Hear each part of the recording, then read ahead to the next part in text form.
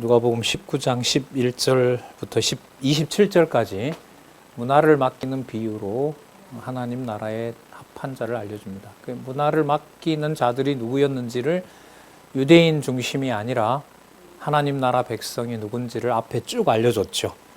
그들에게 각각 알려준 게 있는 거죠. 그러니까 여기서 좀 이렇게 좀 넓혀보면 그 불의한 재물로 그 영원한 처소에 갈 친구를 사귀는 그 재물이나 유대인들이 다 손가락질하는 바리새인들이 모든 바리새인들이 다 버린 건 아니니까요. 바리새인 중에도 이제 복음을 들은 자들이 곳곳에 나타나기 때문에 그들이 여호와의 이름으로 가지고 있는, 그러니까 그릇된 재물일 수 있죠. 그렇게 가지고 있는 재물이나 삭개오처럼 모든 민족의 손가락질을 받고 있는 더러운 것 중에서도 더러운 재물을 가지고 있는 것이나, 근데 이 사람들이 전부, 그리고 동전 하나밖에 없는 과부의 형편없는 돈이나 가치 없는 돈이나 그 모든 재물들이 하나님께서 각각 맡겨준 하나님 나라의 일을 할 수 있는 재료가 되는 겁니다.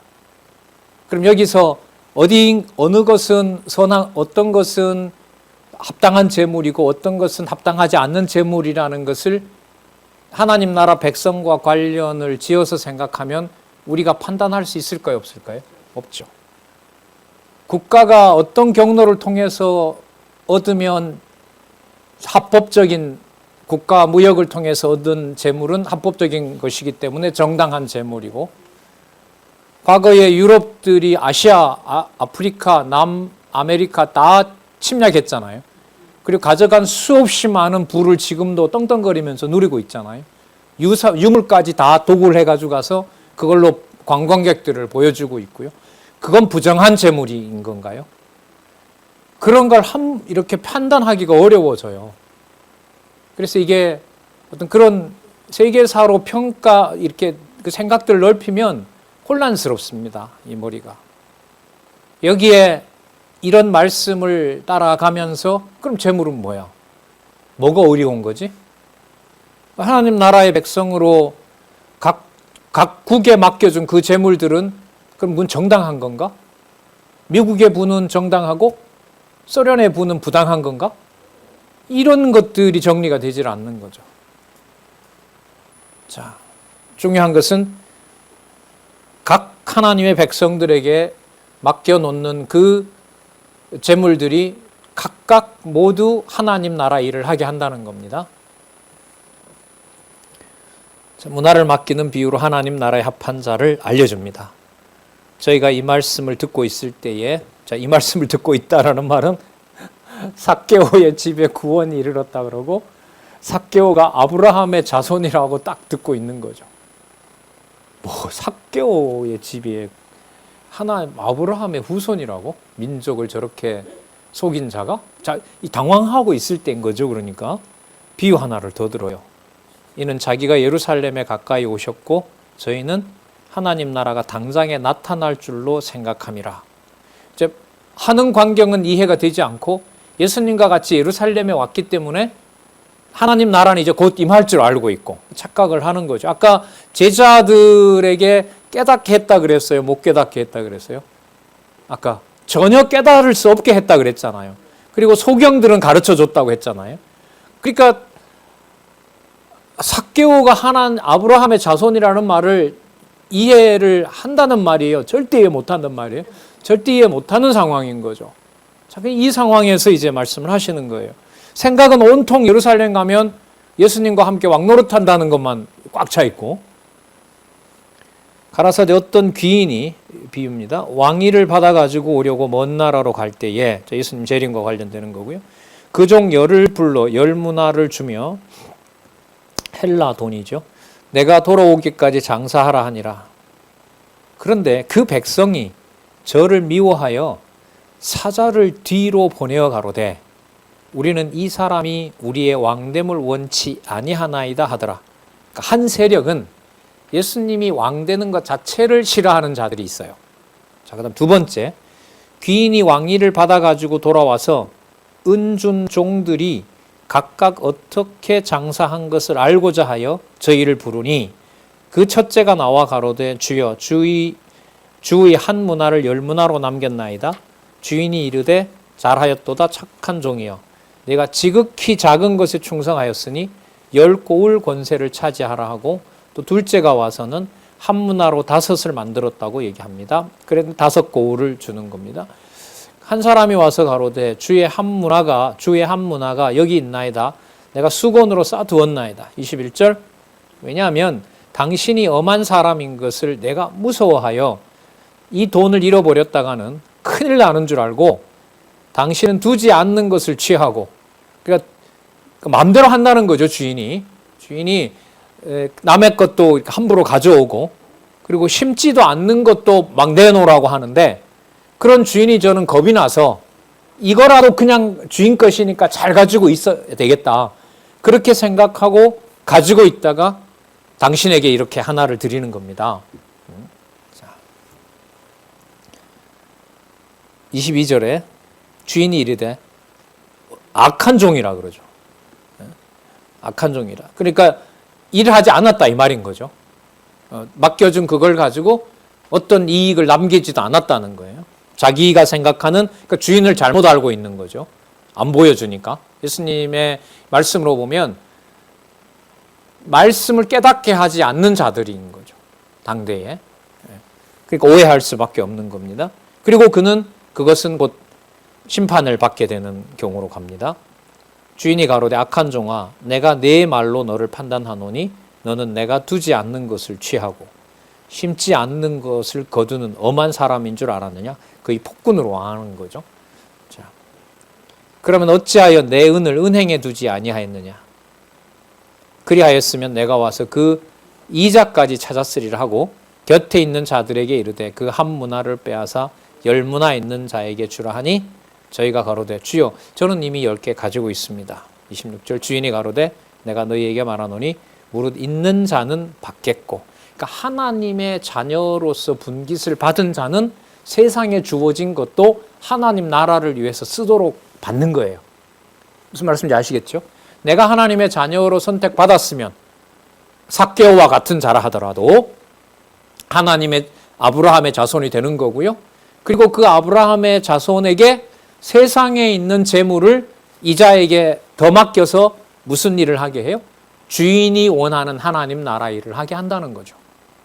어떤 방식으로 줄지, 어떤 방식으로 뺏어서 다른 자에게 줄지, 그거는 하나님 나라의 주권자인 그리스도가 하실 일인 겁니다. 10문화 남기게도 하고 5문화 남기게도 하고 게으르게 갖고 있게 해서 빼앗아다가 줄 수도 있고 자, 이 모든 경우들을 문화를 맡기는 비유로 하나님 나라의 합한 자를 당신이 결정한다 이겁니다. 여기에 핵심이 가는 거예요. 그리고 또 하나 나의 왕됨을 원치 않았던 저 원수들을 이리로 이끌어다가 내 앞에서 죽이라. 심판주인 거죠. 그러니까 두 세력이 있는 거죠. 그리스도가 왕된 것 자체를 부인하는 세력. 자, 여기서 심판이 임하는 거고요. 또 하나는 맡겨줬는데 맡겨준 일을 하나님 나라 백성으로 하나님 나라 일을 사용하게 하는 자와 그것을 사용하지 않고 또 심판받을 자. 이렇게 되는 겁니다. 그러니까 원천적으로 버려서 대적하는 세력이 있는가 하면 교회 내에 알곡이 자라는 것에 무엇이 같이 자라는 것처럼 가라지가 같이 자라는 것처럼 그런 하나님의 일을 맡은 것처럼 보이지만 하나님 나라를 위해서 열매를 맺지 않는 자 그리고 그 자들의 몫을 하나님 나라 백성이 관리할 수 있도록 하나님께서 그에게 뺏어서 준다는 거죠. 그러니까 이 뺏어서 주는 것이 어떤 규모인지 얼마만큼인지 우리가 볼 때 부족하고 넉넉함은 우리가 볼 때 기준인 거고 하나님 나라 일을 하기에 가장 적당한 일을 하나님께서 그리스도를 통하여 해 가신다는 거죠. 그 비유를 우리는 앞부분에서 그 탕자 비유에서 살펴봤어요. 그 재물 비유에서 어떻게 하냐면 탕자일 같은 경우에는 재물을 많이 준 게 뭐 하게 하려고 망하게 해서 아버지께 돌아오도록 하는 거고 불의한 청지기 같은 경우에는 주인의 재물을 가지고 와서라도 뭘 위해서 쓸 수 있도록? 영원한 처소에 가는 친구 사귀는 일로 쓰게 하는 것으로.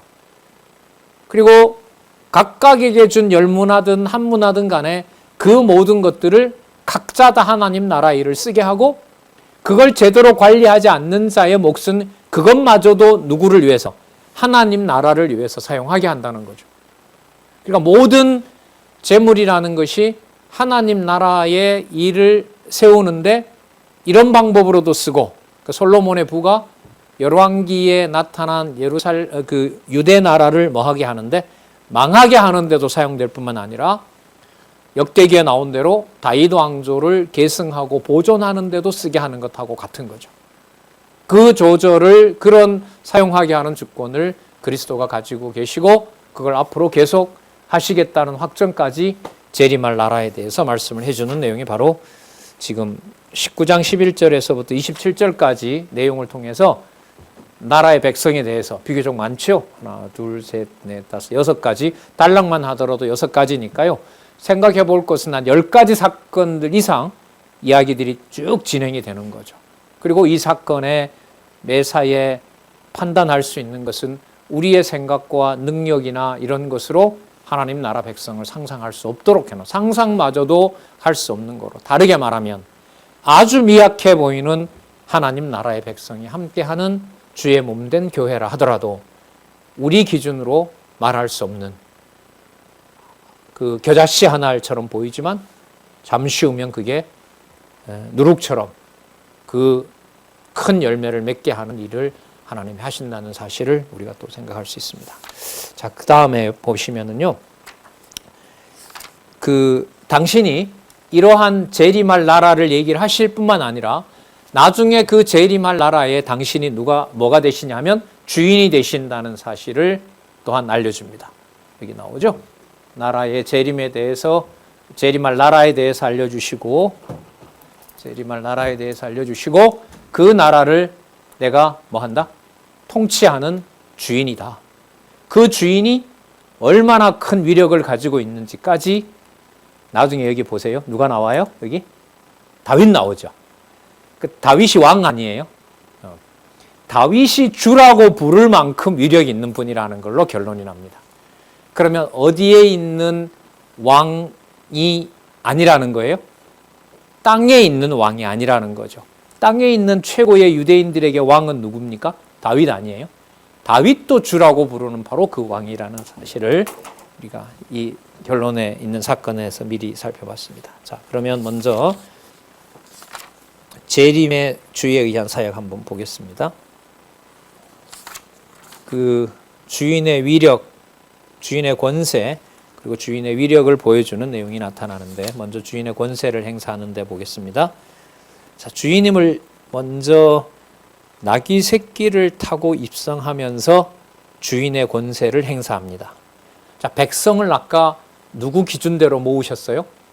하나님의 기준으로 아브라함의 백성의 범주를 바꿔버리신 거잖아요. 자, 상상할 수도 없는 하나님 나라 백성을 당신이 모으셨고 앞으로 그렇게 하실 것을 일러주셨죠.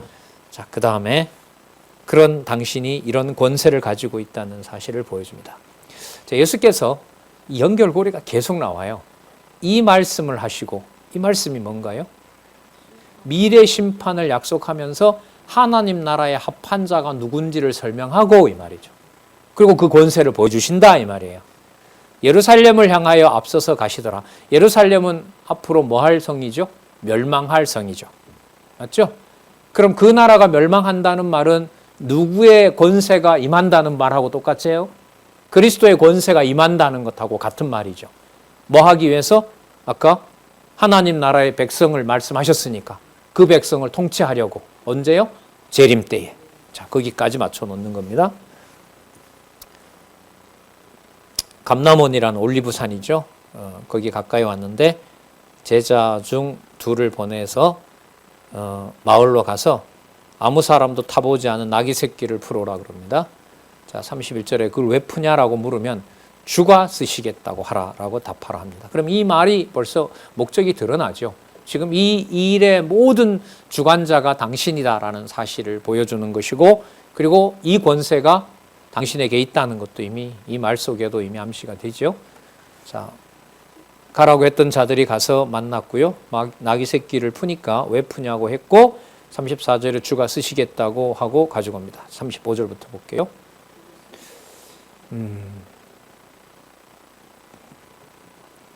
그것을 예수께로 끌고 와서 자기들의 겉옷을 나귀 새끼 위에 걸쳐놓고 예수를 태우니 가실 때에 저희가 자기 겉옷을 길에 편지라. 이미 감람산에 내려가는 편까지 가까이 오심에 제자의 온 무리가 자기의 본바 모든 능한 일을 인하여, 여러분 이게 어떻게 보면 핵심일 수도 있어요. 누가복음 전체에. 누가복음이 뭐냐 하면 사역이잖아요.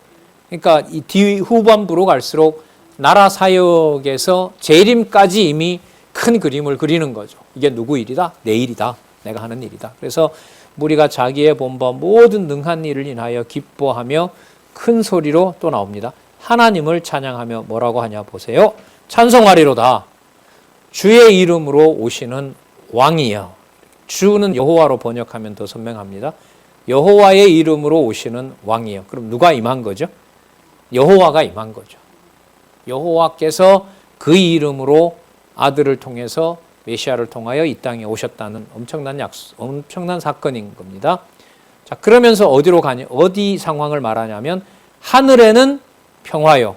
가장 높은 곳에서는 영광이로다. 이렇게 됩니다. 이거 여러분 앞부분에 2장 14절에 나왔던 거죠. 네. 하늘에서는 평화. 이 하늘에, 자, 여러분 평화가 이게 예루살렘을 말하거든요. 지금 온 곳이 어디냐면 예루살렘이에요. 근데 그 예루살렘의 실체가 어디에 있는 거예요? 하늘에 있어요. 그럼 하늘에 계신 아버지가 있잖아요. 하나님이 계신단 말이에요. 그런데 하나님의 이름으로 예루살렘에 지금 있는 거예요. 그럼 이 예루살렘은 그림자 예루살렘이 아니라 하나님이 통치하시는 하나님의 예루살렘이 되는 겁니다. 그러니까 하늘에는 평화요라는 말은 하늘에 계신 하나님의 뜻을 이루는 곳이 바로 어디다? 여기 예루살렘이다, 이런 곳이죠. 그러니까 예루살렘이 이름으로만 있는 그림자가 아니라 실체로 있는 곳이다. 누가 임하였으니까? 여호와가 임하였으니까. 네, 주가 임하였으니까. 그리스도가 임하신 사건을 여기서 이렇게 확증하고 있는 거잖아요. 앞부분 2장 14절은 태어난 사건에 맞추어서 아들 사역을 확증하기 위한 거라면 그 아들이 와서 한 일이 아버지의 이름, 여호와의 이름으로 온 것을 실질적인 미래 사건까지 확정하면서 똑같은 구문을 쓰지만은 여기에는 지금 완성되고 있고 앞으로 완성될 이 하나님 나라에 대해서 뭐라고 부르냐면 하늘에서는 이랬을 때 저쪽에만 있는 것이 아니죠. 하나님이 하늘에서 정하신 것이 어디에서 이루어진 거다? 예루살렘에. 왜? 예루살렘을 이제부터 누가 지배할 거니까? 그리스도가 지배할 거기 때문에.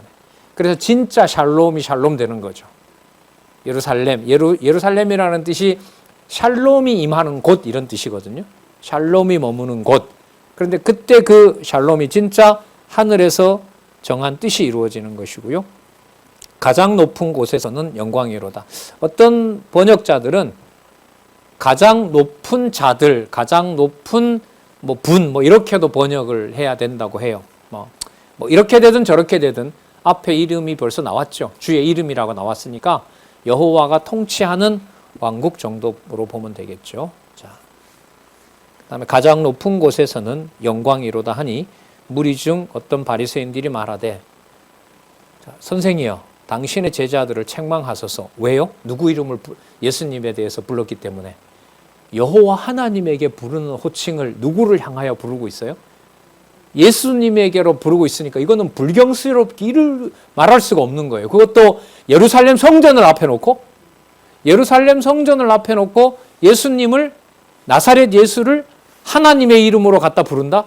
이거는 받아들일 수가 없는 거죠. 그런데 그게 사실이 맞아요, 안 맞아요? 맞죠. 그게 실체거든요. 그러니까 이렇게 임한 하나님 나라를 우리의 상상으로도 이게 접근을 하기가 어렵습니다. 불가능하다고 봐요. 이게 여러분 실체가 교회잖아요. 사도 바울 같은 게 얼마나 놀랐겠어요. 그런 모든 계획이 유대인인 자신을 이방이 그 혜택을 받는다고 전하고 다녀야 되니 그 개인에게 얼마나 이게 큰 충격이겠습니까? 자, 주의 이름으로 고요. 책망하소서 하거늘 40절 대답하여 가라사대 내가 너희에게 말하노니 나 책망 안 하겠다는 거죠. 만일 이 사람들이 잠잠하면 돌들이 소리 지른다. 이거 진실이다. 진리다 이거. 이건 선포될 수밖에 없는 일이다. 그리고 얘기가 맞다는 거죠. 그리고 왕이심으로 성전 관리를 지금부터 합니다. 성전 관리를 어떤 방식으로 하냐 하면은요. 말씀을 전하는 곳으로 바꿔놓습니다. 그래서 누가복음의 다른 부분보다가 많이 나오는 내용이 뭐냐면 날 아침부터 저녁까지 예루살렘에서 이제 죽으시기 전이잖아요. 대속사역 하기 전에 모든 일의 일정은 어디로 맞추느냐? 칼과 창을 모아서 예루살렘을 방비하거나 다윗처럼 전쟁을 준비하는 것이 아니라 하나님의 말씀으로 세우는 스가랴서의 약속대로 미가서에 있는 약속대로 진리의 성읍이 되도록 예루살렘을 바꿉니다. 진짜 주의 말씀이 지배하는 샬롬이 이루어지는 곳으로.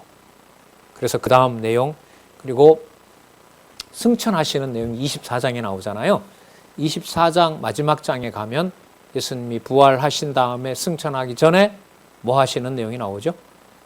모세의 율법과 선지자의 글과 시편을 풀면서 당신이 언약대로 죽었고 승천하시고 다시 오신다는 말씀을 하시는 거죠. 자, 그러면 여러분 성령이 오셔서 그리스도의 사역의 마지막에 해당하는 진리를 깨닫게 하고 가르치도록 하시는 내용이 칼과 창과 비교될 수 없는 하나님 나라의 국권과 하나님 나라의 그 뭐라 그럽니까? 불말과 불병거와도 비교될 수 없는 그런 하나님의 말씀으로 이 땅에 실체로 드러나는 하나님 나라. 이게 바로 교회인 거죠. 사단은 가장 싫어하겠죠. 기록된 말씀이 기록된 말씀 그대로 전파되는 것을 사단은 가장 싫어하죠. 우리가 육의 몸을 가지고 있으니까 그 부분을 듣지 못하게 하는 거죠. 온갖 변명들이 생기게 되는 거고. 그런 면에서 그런 신앙생활은 이미 영적 전쟁 안에 들어와 있는 겁니다. 자, 볼까요? 보겠습니다. 가까이 오사 성을 보시고 우시며 가라사대 너도 오늘날 평화에 관한 일을 알았다면 좋았을 뻔하였구나. 그러니까 진짜 평화가 뭔지를 예루살렘에는 가르쳐줬다 안 가르쳐줬다? 안 가르쳐. 그거 멸망시켜야 되거든요. 당신 몸이 멸망되는 것처럼 당신이 관리자다 이 말이잖아요. 미래 사건이기도 하고 예수님 기준으로 보면 지금 내 눈에 숨기었도다. 안 줘요. 그림자인 예루살렘의 평화를 주지 않아요. 날이 이를지라 내 원수들이 토성을 쌓고 너를 둘러 사면으로 가두고 또 너희와 밑 가운데 있는 네 자식들을 땅에 메어치며 돌 하나도 돌 위에 남기지 아니하니 이는 권고받는 날을 이 권고받는 날이요 심판이 임하는 날입니다. 본래 글은 이게 에피스코페라는 말인데 좀 찾아보니까 방문하여 신문하고 감독하는 거예요. 그러니까 이게 심판 개념인 거죠. 그러니까 평화를 정착시키지 않겠다는 거죠. 예루살렘이라는 그 이름을 끝내버리겠다는 거예요. 육으로 보면. 자, 공고받는 날을 내가 알지 못함을 인함이니라 하시니라. 그리고 보십시오. 성전에 들어가서 장사하는 자들을 내어 쫓고 저희에게 이르시되 기록된 바 내 집은 기도하는 집이라. 하나님의 뜻이 무엇인지를 깨닫는 곳이라는 거죠. 너희는 강도의 소굴로 만들었다고 합니다. 그리고 47절 예수께서 날마다 성전에서 가르치시니 참 이게 핵심이죠. 여러분 아주 이 유사한 표현이 어디에 나오냐면요. 나중에 사도행전에 가면 나와요. 사도행전 28장에 로마에 입성한 바울이 아침부터 저녁까지 이태를 지나며 오는 자들을 아침부터 저녁까지 계속 말씀으로 강론하니라. 똑같죠. 뭐 누가가 썼기 때문에 똑같은 게 아니라 그건 이제 너무 피상적인 거고 하나님 나라의 일이 바로 진리를 가르치는 일하고 바로 직결되기 때문에 그렇습니다. 그 성령께서 오셔서 일을 하시잖아요. 성령께서 오셔서 어디 가가지고 무기공장을 세우라고 하지 않잖아요. 전하였던 말씀이 기억나면서 기록하게 해서 전해주는 일이 거니까 그 영적 전쟁이 영적인 무장이고 진리 무장이라는 사실을 또 한번 생각합니다. 대제사장들과 서기관들과 백성의 두목들이 그를 죽이려고 꾀하되 백성이 다 그에게 귀를 기울이므로 어찌할 방침을 찾지 못하더라. 자, 이게 그야말로 이 땅에 임한 참 성전의 의미인 겁니다.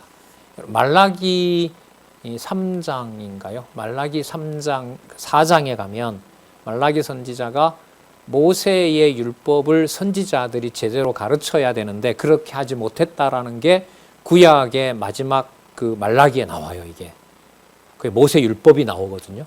그 제사장들이 입술로 법을 전달했어야 되는 거예요. 근데 그걸 그 당시에 이미 버렸잖아요. 그 페르시아 제국인데 그래서 문을 닫아버리라고 얘기를 하고 있고, 그러면 성전 회복은 무엇을 바르게 가르치는 걸까요? 모세의 율법을 제대로 가르치는 거예요. 그럼 그걸 제대로 가르친다는 말은 그 말씀의 당사자로 오신 예수를 그리스도로 설명하는 거죠. 그걸 지금 누가 하고 계세요? 그리스도 자신이 하시는 거예요. 그러니까 여호와의 언약을 이루시는 분이 바로 여호와 자신인 거죠. 그러니까 여호와의 언약, 여호와의 메시아 언약, 여호와의 그리스도 성취. 이게 우리가 구약과 신약을 여호와 이름으로 연결시키는 바로 성경 해석의 아주 주요한 원리인 거죠. 어찌할 방법을 찾지 못하더라. 그리고 그 권세는 자기 마음대로 할까요? 성전의 주인 대신, 아까 성전을 뭐라고 예수님이 규정했죠? 내 집은 만민이 기도하는 집이라고 하나님이 이미 알려줬잖아요. 그리고 이 집에서 아버지의 뜻을 찾아야지 저렇게 막고 서서 아버지의 이름으로 돈이나 가로채는 저런 자들로는 하나님 나라가 임할 수가 없는 거죠. 샬롬이 이루어질 수가 없는 거잖아요. 자, 그런데 그걸 예수님 본인 마음대로 할 수가 없어요. 철저하게 아버지의 뜻대로 해야만 되는 거예요. 당연하겠죠. 하나님의 나라니까. 자, 그게 그 다음에 나옵니다. 권세의 성질과 출처를 밝히라는 대적들의 요구를 거절하는 방식으로 이 권세를 하나님이 자신에게 줬다는 것을 보여줍니다. 자, 하루는 예수께서 성전에서 백성을 가르치며 복음을 전할 때, 그러니까 이 일이 사역의 핵심인 거예요. 그러니까 앞으로 오셔서 예수님께서 성령을 보내셔서 하실 일은, 당신이 재림할 때까지 하실 일은 뭐냐면 성전에서, 여러분 성전이 교회거든요. 그러니까 예루살렘에서부터 시작해서 로마의 가정에 세워진 가정교회까지 모든 성전에서, 신령한 산제사가 드려지는 성전에서 오직 할 일은 진리의 말씀을 가르치고 가르침을 받은 자들이 복음을 전하는 이 일이 사역의 핵심이 되는 거예요. 자, 이게 이제 나라 사역의 결론으로 우리가 확인할 수 있죠. 대제사장들과 서기관들이 장로들과 함께 와서 말하되 가로되 무슨 권세로 이런 일을 하는지, 이 권세를 준 이가 누구인지 우리에게 말하라. 자, 예수님께서 즉답을 하지 않고요. 그럼 나도 하나 물어보겠다. 요한의 세례가 하늘로서냐 사람에게로서냐? 왜 세례 요한을 소환하냐 하면, 세례 요한이 누구를 증거했어요? 예수 그리스도를 하나님의 아들 메시아라고 증거했고요. 그걸 백성들이 지금 받고 있잖아요. 그리고 율법의 이름으로 그 말씀을 가르쳤고 선포했고. 자, 그러면 그가 증거한 말씀이 권위가 있다면 내가 이렇게 하는 권세가 신들매도 감당할 수, 신발끈도 만질 수 없다고 했던 그 자가 내가 맞다. 그래서 내가 가진 권세는 하나님이 주신 것이다. 이 대답을 하시려는 건데, 이걸 이제 책망하는 방식으로 그 출처를 이들에게는 숨기고 또 드러내지만 믿지 못하게 하는, 자, 그래서 주인 권세를 확정하시는 내용이 나타납니다. 자, 3절에 보면 5절에 저희가 서로 의논하되 하늘에서라 하면 왜 세례 요한이 증거했던 예수를 나를 안 믿느냐 이렇게 몰릴 것이고, 자, 사람이 만들어낸 말이다 이러면 모든 사람들이 세례 요한을 전부 선지자로 알고 있고, 그러다가 헤롯에게 안타깝게 순교한 하나님의 선지자로 알고 있는데, 그럼 이제 백성들한테 돌 맞아 죽고, 자, 7절. 대답하되 어디로서인지 알지 못하노라. 예수께서 이르시되 나도 무슨 권세로 이런 일을 하는지 너희에게 이르지 아니하리라 하시니라. 가르쳐주지 않는 거죠. 어둡게 해버리는 겁니다. 그게 바로 주인된 권세를 너무나 분명하지만 듣지 않을 자에게는 듣지 못하게 하는 역사가 일어난 거죠. 그리고 그 권세가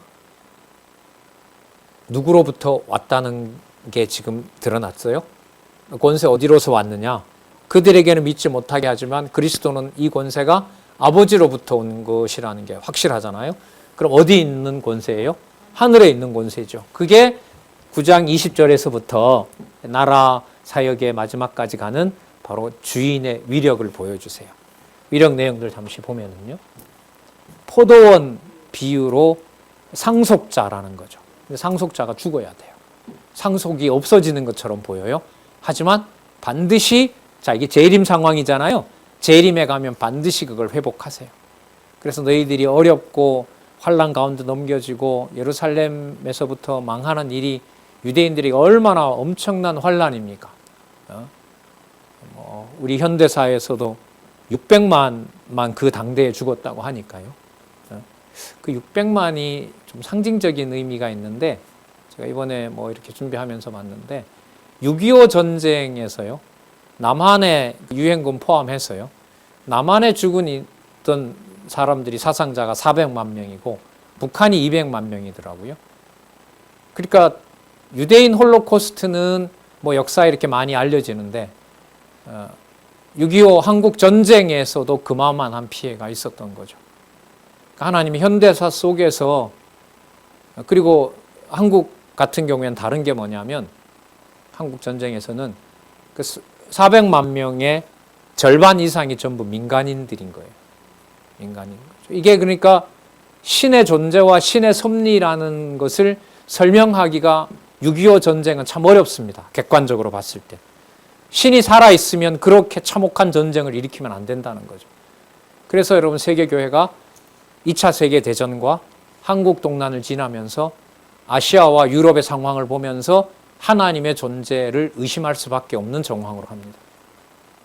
그래서 유럽은 더 이상 기독교의 어떤 국가라는 그런 것을 유지하기가 어렵습니다. 그 역시 이제 진짜 하나님의 무서운 심판의 역사고, 또 준비해 놓은 아브라함의 잃어버린 자녀들을 찾게 하시는 역사라고 할 수가 있겠죠. 자, 나라를 상속할 자들의 위력을 알려주시고요. 그 다음에 가이사가 나를 죽일 수 있는 게 아니라 가이사를 내가 관리한다, 이 말이에요, 이게. 자, 그 다음에 부활에 대한 사두개인들의 신문. 주인의 위력은 당신이 죽었다가 부활하실 것을 염두에 두시고, 과거 자신들의 기준으로 보면 2000년 전에 있었던 아브라함, 이삭, 야곱도 전부 살아있는 자라고 얘기하세요. 흔적도 찾을 수 없는 그들이 하나님 나라 백성으로 장차 뭐 할 것이다? 부활할 것이다. 마지막 시간에. 그러니까 이들을 뭐라고 할 수 없어요?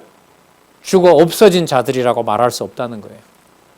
지금 그 예수님이 변화산에서 나타났을 때 그때 누가 찾아오죠? 누구를 불러냅니까, 예수님이?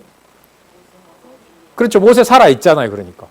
모세가 죽은 게 아니란 말이죠. 모세가 살아있다는 말은 아브라함과 이삭과 야곱, 하나님의 택한 열조들이 전부 죽은 게 아니라 뭐다? 살아있다. 뭐와 관련해서 부활인으로 연관을 시키는 겁니다. 자, 그런데 그걸 다윗이 이미, 그 왕인 다윗이 당신의 주라고 불렀다. 그래서 그 죽는 분이 아니다. 죽는 분이 아니다. 그러면 엄청난 위력을 가지고 계시죠. 죽어도 죽지 않게 하는 능력. 당신의 부활을 비롯해서 아담으로부터 시작해서 앞으로 올 하나님의 모든 백성들이 참혹하게 악의 세력에 의해서 진멸당하더라도 그 영혼은 죽일 수가 있다, 없다? 없다. 없다. 그 사실을 이 주인의 위력을 통해서 보여주심으로 장차 오실 재림주라는 사실을 확정해 주시는 겁니다. 그리고 나라의 권위는 그 하나님 나라의 백성의 신령함과 거룩함은, 자, 부활 얘기가 나온 것처럼 땅에 속한 것이 아니라 어디에 있다? 하늘에 있는 하나님 나라의 통치를 받는다는 것으로 탁 마감을 하시는 겁니다. 그럼 그 나라에 속한 백성들을 어떻게 해야 돼요? 보호하셔야죠. 무슨 일이 있더라도. 그래서 그 하는 내용이 22장부터 24장까지 나라 사역 다음에 나오는 게 뭡니까? 대속사역. 그럼 대속사역은 철저하게 영원한 하나님 나라에 속한 하나님의 자기 백성들이 죽어도 절대로 죽지 않고 영원한 생명에 속한다는 사실을 확정하는 내용이고, 행위와 절대로 관계가 없는 것이다. 그래서 강도도 어디에 보내버려요? 낙원에 보내는, 십자가의 그 처절한 모습이 엄청난 사역을 하시는 분이라는 것으로 누가복음의 마지막에 나타나죠. 그리고 부활하셔서 십자가에 돌아가시기 전과 하셨던 동일한 일을 하세요. 성전에서 아침부터 저녁까지 강론하시는 거죠. 성경 강론 아니에요, 이게? 바로 성경 강론하시는 거죠. 이런 문화가 성경을 교회 지도자들밖에 몰랐기 때문에 가정교회를 하라고 해도 못한 상황이었어요, 이제까지는. 맞잖아요. 가정교회 시간을 교회 오지 마시고 11시에 집에서 모이세요라고 해도 성경을 전해주는 자가 있으면 진행이 돼요, 안 돼요? 성경을 전해주는 자가 없으면 전혀 안 되죠. 전혀 안 된 문화 속에 있었던 거죠, 지금까지. 유럽도 처음에는 좀 그렇게 하는가 싶었는데 미국에 정착한 개혁파 후손들인 청교도들조차도 자신들이 자녀들을 진리 안에서 가르친다라는 것을 처음서부터 하지 않았어요. 그래서 따로 학교를 만들고 따로 기숙사를 만들고 자기네들은 농사 짓고, 그리고 그쪽에다 다 맡겨버린 거죠. 그러다 보니 교육의 중심이 제도권 안으로 묶일 수밖에 없었던 겁니다. 이 틀을 지금 깼거든요, 하나님께서. 2년 반 동안의 고도의 학습 과정을 통해서 저는 이게 만들어졌다고 봐요.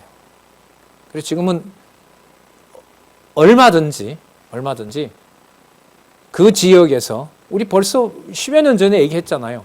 꼭 여기 다 나오지 마시고 오늘은 저쪽 일산 지역에서 그 지역에 있는 분들이 어떤 공간 얼마나 많습니까? 요즘 스터디 카페를 제가 지방에 갔다 오다가 신문 원고 쓰는 시간이 촉박해서 중간에 어떤 도시에 이제 말로만 듣던 스터디 카페에 들어가 봤거든요. 세상에 사람도 없어요. 그냥 카드로 결제하고 내가 앉을 자리 터치하고, 그리고 주위에 오면은 모든 식사할 수 있는 여건이 다 마련되어 있고 원하는 만큼 앉아 있고 너무 조용하고 너무 쾌적하고, 뭐 2시간마다 와서 청소하는 사람이 바닥에 떨어진 지우개 가루까지 다 없애고. 와, 이런 데가 있어? 서울은 더 많을 거 아니에요. 그런 곳에서 오전 내에 깔끔한 세미나 하고 오후 시간에 산책하고 교제하고 같이 선한 일 도모하고. 그게 여러분 벌써 10년 전에 나왔던 얘기죠. 교회 개혁론에서, 교육론 얘기하면서요. 자, 핵심과 중심이 살아있다면은 얼마든지 누릴 수도 있는 문화가 아닌가, 이런 생각이 듭니다. 자, 위력 보여주는 내용 한번 볼게요. 자, 포도원 비유로 밝힌 나라를 상속할 자의 위력을 밝혀줍니다. 자, 이 비유로 백성에게 말씀하시되 한 사람이 포도원을 만들어 농부에게 세를 주고 타국에 갔습니다. 그리고 수출을 얻으려고 와서 종을 보냈는데 그 종을 그 농부들이 때렸습니다. 그리고 11절에 보면 다시 또 때리고 능욕했고요. 12절에 보면 세 번째 보냈는데 또 그렇게 했어요. 13절에 포도원 주인이 가로되 어떻게 하지? 내 사랑하는 아들을 보내리니 저희가 혹 그는 공경하리라 하였더니 농부들이 그를 보고 서로 의논하여 가로되 이는 상속자니 죽이고 그 유업을 우리가 만들자 하고 포도원 밖에 내어쫓아 죽여버립니다. 그리고 포도원 주인이 이 사람들을 어떻게 하겠느냐? 그러면 농부들을 진멸하고 포도원을 다른 사람에게 주리라 하시니 그리스도를 유대가 버리고 이방이 먹게 되는 바로 그런 거죠. 사람들이 듣고 가로되 그렇게 되면 안 되죠. 그 비유가 너무나 이게 가슴이 쓰린가 봐요. 그러니까 사람들 반응이 그러면 안 되죠. 그러면 안 되긴요. 그렇게 해야 돼요, 유대인들은. 그래야 누가 먹으니까. 이방인이 그 양식을 먹을 수 있으니까 버려줘야 되는 거죠. 근데 그 일을 지금 누가 하세요? 주인이 위력을 말하는 거예요. 그러니까 당신이 죽는 것이 뭐라는 거예요? 위력이라는 거죠. 누구에게 가는, 이방인에게 복음이 전해지는 바로 아버지가 원하는 위력이 되는 겁니다.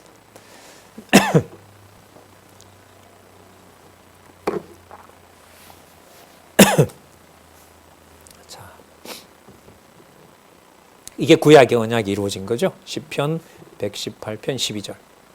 저희를 보시면 가라사대 그러면 기록된 바 건축자들의 버린 돌이 모퉁이의 머릿돌이 되느니라 함이 어떻게 되겠느냐. 그게 너무 아쉬워하니까요. 이루어져야 된다는 겁니다. 그리고 그 일이 18절에 보면 내가 죽는 것처럼 보이지만 그 죽는 사건을 통해서 실족할 자들이 엄청난 심판을 받는다는 거예요.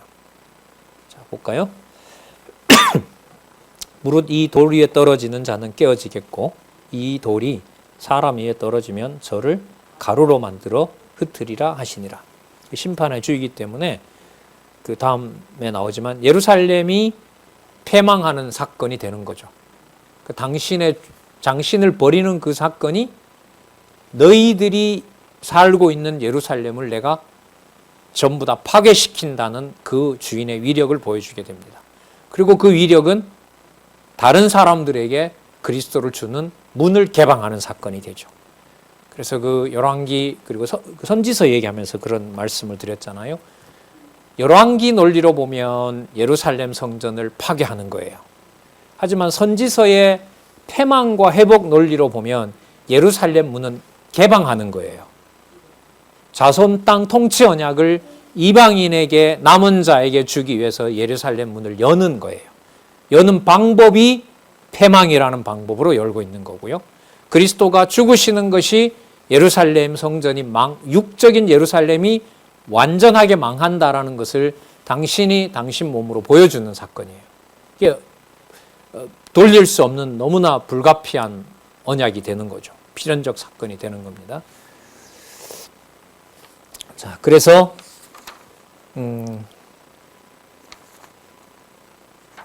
그 다음 사건에 보면 가이사가 나를 죽이는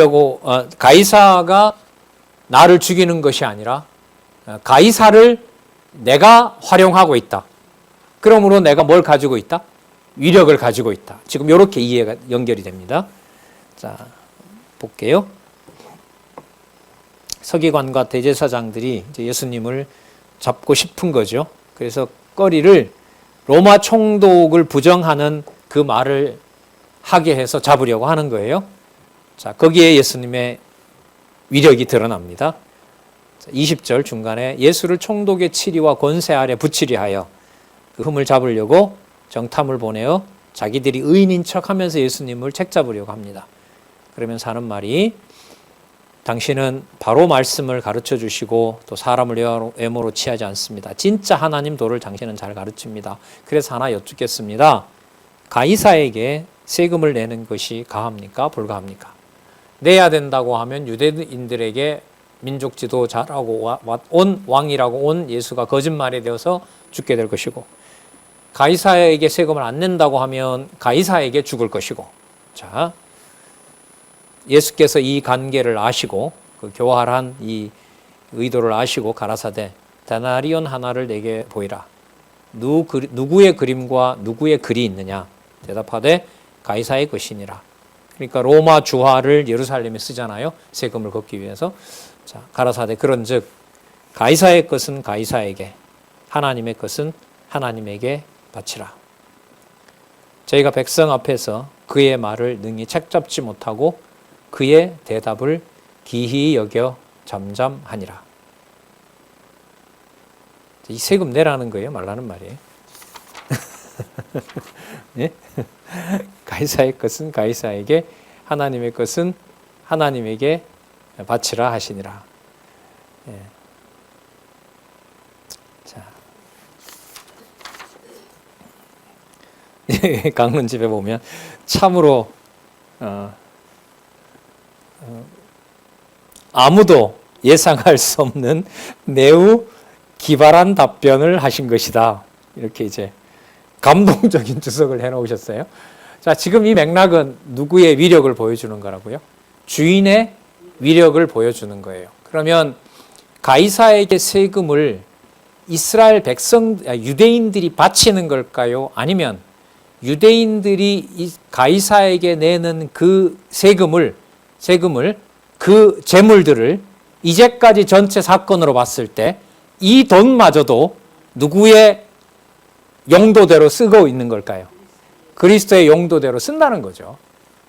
그러니까 가이사에게 세금을 주고 안 주고, 그리고 가이사가 받은 것이 자기가 쓰는 것처럼 보여도 그게 전부 누구의 뜻을 이루는 것으로 쓰게 한다?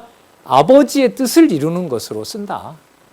그러니까 여기서 어디까지 가이사의 것이고 어디까지 하나님의 것이다라는 걸 구분할 수가 있어요, 없어요? 없죠. 전부 누가 관할하고 있는데? 그리스도가 관할하고 있잖아요. 그 가이사도 누가 지배하고 있고 그리스도가 지배하고 있고, 그럼 가이사에게 세금을 억울하다고 하면서 삭개오와 같은 자가 모아주는 그 세금도 누가 사용을 하는 거죠? 그리스도가 사용해서 누구의 뜻을 이루는 게 돼요? 그래, 아버지의 뜻이 이루어지는 거죠. 그리고 이게 정리가 되면 로마서 12장에 가면 국가에서 세금 내라는 말이 맞는 거죠. 단 그 조건이 있어요. 누가 누가 세상과 세상을 통치하는 교회의 머리가 되는 것이 믿어지게 됐을 때, 그리스도가 세상의 머리 되신다는 것이 믿어지게 됐을 때, 그 세금이 하나님의 뜻대로 사용된다는 것이 믿어지게 되는 겁니다. 그래서 그 로마서 강의할 때 제가 그 역사적 해석을 해드렸잖아요. 로마가 유대인 그 예루살렘을 멸망시킬 때 그 사료도 있고 저도 영화도 봤는데 그 자료도 봤는데 엄청난 세금을 모읍니다. 왜요? 전쟁 치러야 되니까. 지금 러시아 보세요. 저렇게 전쟁 오래 갈 수 있는 게 돈이 있으니까 그런 거 아니겠어요? 근래에 가스값과 석유값이 막 얼마나 그 러시아를 부하게 했는지 몰라요.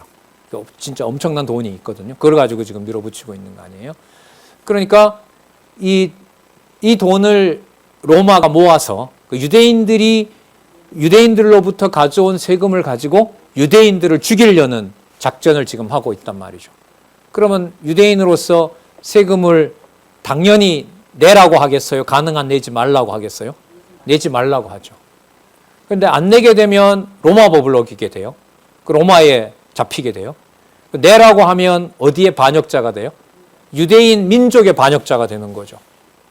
여러분, 과거 우리 일제강점기 때 동네에서 앞장서서 세금 걷어가지고 삼촌이 지금 독립군으로 만주에 가 있는데 그 삼촌을 죽이려고 동네 사람이 앞서서 세금을 걷어서 일본에게 바치면 그 사람 가만두겠어요?